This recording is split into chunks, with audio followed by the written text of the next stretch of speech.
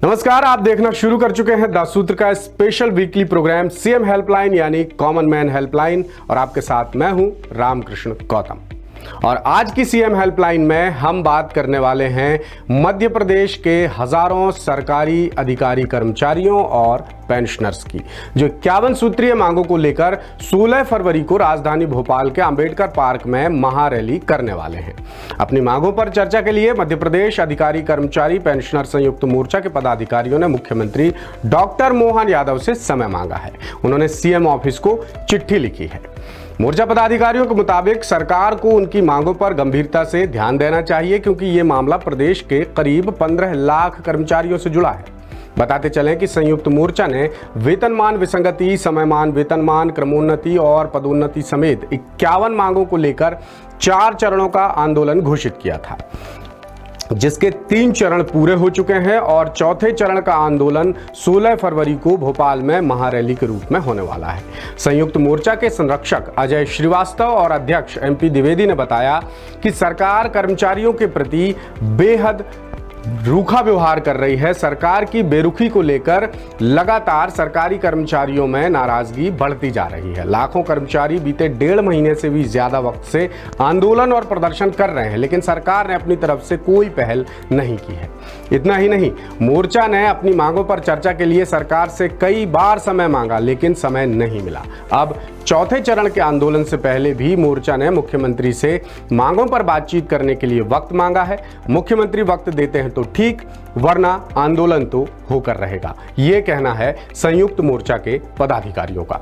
अब आते हैं संयुक्त मोर्चा के आंदोलन की वजह पर। दरअसल केंद्र सरकार ने 8वें वेतन आयोग के गठन को मंजूरी दे दी है, जिसकी सिफारिशें 1 जनवरी 2026 से लागू हो सकती हैं, जिसके बाद देश के 45 लाख केंद्रीय कर्मचारियों और 65 लाख पेंशनर्स को सीधा फायदा मिलेगा। इसके उलट मध्य प्रदेश में अभी 5वें, 6वें और 7वें वेतन आयोग की विसंगतियां ही दूर नहीं हो पाई हैं, जिसे लेकर राजधानी भोपाल समेत पूरे प्रदेश में सरकार के खिलाफ जबरदस्त आंदोलन और प्रदर्शन हो रहे हैं और अब ये लोग आर पार की लड़ाई के मूड में आ गए हैं। लिहाजा 51 सूत्रीय मांगों को लेकर 16 फरवरी को भोपाल में महाआंदोलन की तैयारी की गई है। यानी ये महाआंदोलन एक तरह से मोहन सरकार के लिए बड़ी अग्नि परीक्षा भी साबित हो सकती है। सरकारी कर्मचारियों के आंदोलन के बहाने द सूत्र ने उनकी तमाम मांगों और देश में अब तक गठित सभी वेतन आयोगों की पड़ताल की है। देखिए हमारी ये खास रिपोर्ट।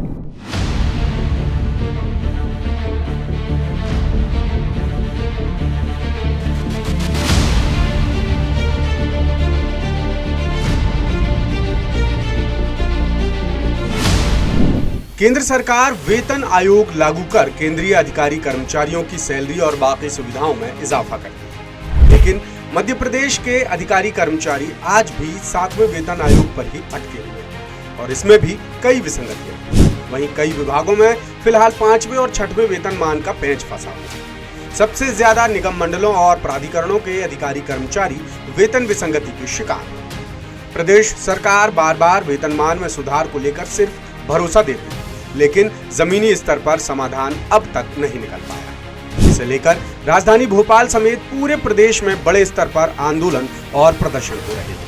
अब 7वें वेतन आयोग की मियाद 31 दिसंबर 2025 को खत्म होने वाली है, लिहाजा अधिकारी कर्मचारियों का आंदोलन और भी तेज होता जा रहा है। मध्य प्रदेश अधिकारी कर्मचारी संयुक्त मोर्चा ने 51 सूत्रीय मांगों को लेकर 4 चरणों में आंदोलन छेड़ा है, जिसके 3 चरण पूरे हो चुके हैं और चौथे चरण का आगाज 16 फरवरी को भोपाल में महारैली के रूप में किया जा रहा है। प्रदेश में कुछ कर्मचारी ऐसे भी हैं जो 5वें और 6वें वेतनमान पर अटके हुए हैं और 7वां वेतनमान पाने के लिए भी संघर्ष कर रहे हैं। ज्यादातर अधिकारी कर्मचारी निगम मंडलों और प्राधिकरणों से जुड़े हैं, जिनमें आवास संघ, उपभोक्ता संघ, हस्तशिल्प विकास निगम, औद्योगिक केंद्र विकास निगम, खादी ग्रामोद्योग बोर्ड वगैरह शामिल। वहीं तिलहन संघ और परिवहन निगम के कर्मचारियों को अभी भी 5वां वेतनमान ही मिल रहा है। हालांकि ये दोनों निगम सरकार बंद कर चुकी है, लेकिन यहाँ अभी भी कई कर्मचारी पदस्थ हैं। सरकारी कर्मचारियों से जुड़े कई मामले अदालत की दहलीज भी पार कर चुके हैं। प्रदेश के कर्मचारी सरकार से केंद्रीय कर्मचारियों की तरह महंगाई भत्ता और एरियर भुगतान की मांग कर रहे हैं, लेकिन सरकार को उनकी मांगों से कोई फर्क नहीं पड़ रहा। निगम मंडल में कई कर्मचारी पदस्थ हैं जो अभी 5वें और 6वें वेतनमान में ही चल रहे हैं। स्थायी कर्मियों को 7वां वेतनमान अभी तक नहीं मिला, जिनकी संख्या करीब 60-65 हजार है। इसके अलावा बहुत सारी वेतन विसंगतियां हैं। लिपिक जो कभी तृतीय श्रेणी कर्मचारियों में सर्वाधिक वेतनमान वाला संवर्ग हुआ करता था, आज वो तृतीय समयमान में श्रेणी के संवर्गों में सबसे लोएस्ट वेतनमान पर आ चुका है। इधर मध्य प्रदेश सरकार के सामने सबसे बड़ी समस्या खाली खजाने की है।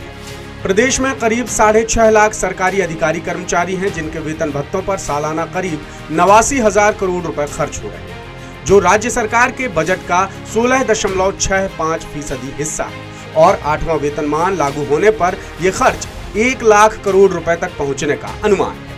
कर्मचारी संगठनों का कहना है कि सरकार पहले 7वें वेतनमान की विसंगतियों को दूर करे। हालांकि संविदा कर्मियों को 7वें वेतनमान का फायदा दिया गया है, लेकिन इसमें भी कई तरह की दिक्कतें पेश आ रही हैं, जैसे वरिष्ठता में भेदभाव, सालों से पदस्थ और मौजूदा कर्मचारियों को एक समान वेतनमान और समयमान वेतनमान, पदोन्नति, क्रमोन्नति का फायदा नहीं मिलना।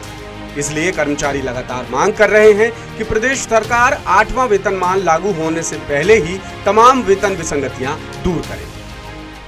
समयमान में बहुत विसंगतियां हैं। केंद्र सरकार ने 8वां वेतनमान भी लागू कर दिया है, लेकिन हमारे यहाँ भी कई संवर्गों की 6, 7वें वेतनमान में भी समयमान की वेतन विसंगतियों का निराकरण नहीं हुआ है। सभी दूर हमारे द्वारा आवेदन लगाया गया है और घोषणा यह थी कि 35 साल में 4 समयमान दिए जाएंगे, लेकिन हम 4थे समयमान के लिए अभी तक संघर्षरत है।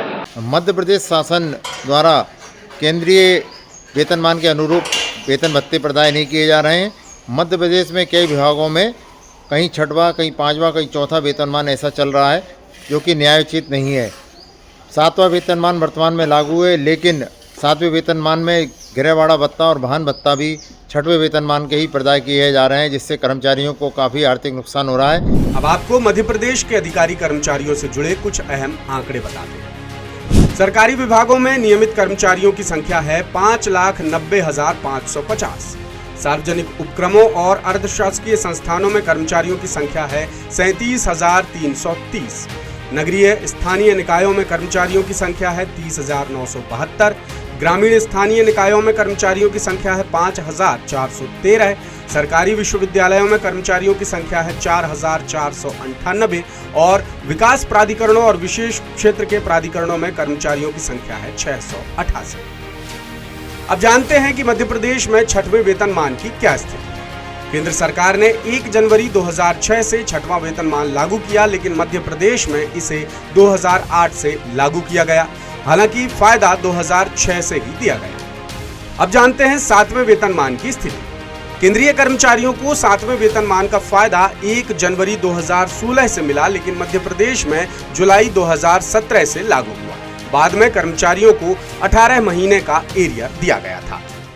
अब आपको वेतन आयोगों की शुरुआत से लेकर अब तक की पूरी कहानी बताते हैं और ये भी बताते हैं कि भोपाल में 16 फरवरी को होने वाला सरकारी कर्मचारियों का महाआंदोलन मोहन सरकार के लिए कितनी बड़ी अग्नि परीक्षा साबित हो सकता है। तो देखिए हमारी खास रिपोर्ट का ये अगला हिस्सा। देश में पहला वेतन आयोग आजादी से पहले 1946 में गठित हुआ था, जिसके अध्यक्ष श्रीनिवास वरदाचार्य थे। इसके बाद 1957, 1970, 1983, 1994, 2006 और 2013 में केंद्रीय वेतन आयोग गठित होते रहे। 2013 में जस्टिस अशोक कुमार माथुर की अध्यक्षता में 7वां वेतन आयोग गठित हुआ था, जिसकी सिफारिशें 1 जनवरी 2016 से लागू हुई थी, जो फिलहाल मध्य प्रदेश में भी प्रभावशील है। अब 8वां वेतनमान 1 जनवरी 2026 से लागू करना प्रस्तावित है। दरअसल केंद्रीय वेतन आयोग की सिफारिशें सिर्फ केंद्रीय कर्मचारियों के लिए होती हैं, मगर राज्यों के कर्मचारी आंदोलन और प्रदर्शन के जरिए खुद के लिए कुछ सिफारिशें लागू कराने में सफल होते आए हैं। मध्य प्रदेश के सरकारी कर्मचारी पहली बार 1989 में केंद्रीय वेतनमान हासिल करने में सफल हुए थे, जिसे 1986 से लागू माना गया था। तभी से राज्य के कर्मचारियों को केंद्रीय वेतन आयोग की सिफारिशों का फायदा मिलता आ रहा है। अब आपको वेतनमान बढ़ने से होने वाले फायदों के बारे में बताते हैं। EY इंडिया के मुख्य नीति सलाहकार DK श्रीवास्तव कहते हैं कि 1947 से अब तक आए 7वें वेतनमान ने सरकारी खर्च बढ़ाए हैं, लेकिन लाखों कर्मचारियों की आर्थिक सेहत भी सुधारी है। 7वें वेतनमान में सरकारी खजाने पर 1 लाख करोड़ रुपए का बोझ बढ़ा था, लेकिन इससे देश में 2 बड़े बदलाव हुए थे। पहला, पैसा बैंक में गया और दूसरा, पैसा बाजार में आया, जिससे मांग बढ़ी और निश्चित तौर पर फायदा हुआ। अब आपको मध्य प्रदेश के अधिकारी कर्मचारियों की प्रमुख मांगे बताते हैं। पुरानी पेंशन योजना की बहाली, केंद्र के समान महंगाई भत्ता और एरियर का भुगतान, लिपिक संवर्ग को मंत्रालयीन कर्मचारियों के समान वेतनमान, पटवारियों का ग्रेड पे 2800 रुपए किया जाए, स्वास्थ्य कर्मचारियों की लंबित मांगों का निराकरण किया जाए, दैनिक वेतन भोगियों, संविदा और स्थायी कर्मियों का नियमितीकरण, तृतीय और चतुर्थ श्रेणी पदों पर आउटसोर्स भर्ती पर रोक और अनुकंपा नियुक्तियों के मामलों का शीघ्र निराकरण। अब सवाल ये है कि क्या मध्य प्रदेश की मोहन सरकार इन अधिकारी कर्मचारियों की मांगों को गंभीरता से लेकर कोई ठोस फैसला लेगी, या ये आंदोलन और भी बड़ा रूप लेगा, या चौथे चरण में ही आकर ये आंदोलन खत्म हो जाएगा। बहरहाल इसका जवाब 16 फरवरी को मिल जाएगा। यदि सरकार समय रहते कोई ठोस कदम नहीं उठाती तो लाखों अधिकारी कर्मचारियों में असंतोष और आक्रोश बढ़ना तय मानिए।